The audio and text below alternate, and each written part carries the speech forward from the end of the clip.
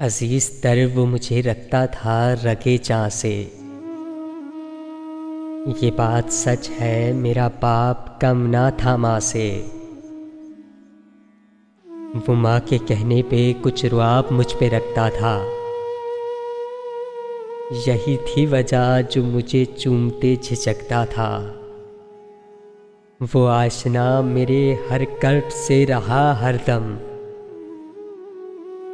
जो खुल के जी नहीं पाया मगर सिसकता था। जुड़ी थी उसकी हर एक हाँ फ़कत मेरी हाँ से। ये बात सच है मेरा बाप कम ना था माँ से।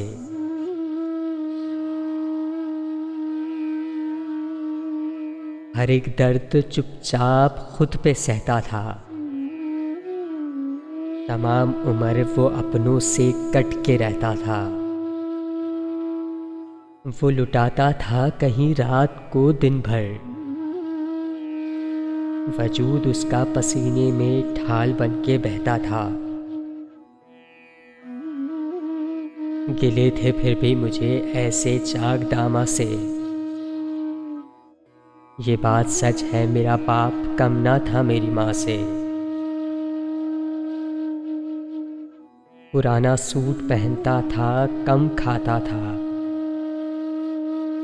मगर खिलौने मेरे सब खरीद लाता था। वो मुझे सोते हुए देखता था जी भर के, न जाने सोच के क्या मुस्कुराता था।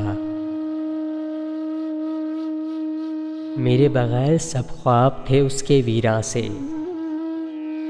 ये बात सच है मेरा बाप कम ना था मेरी माँ से।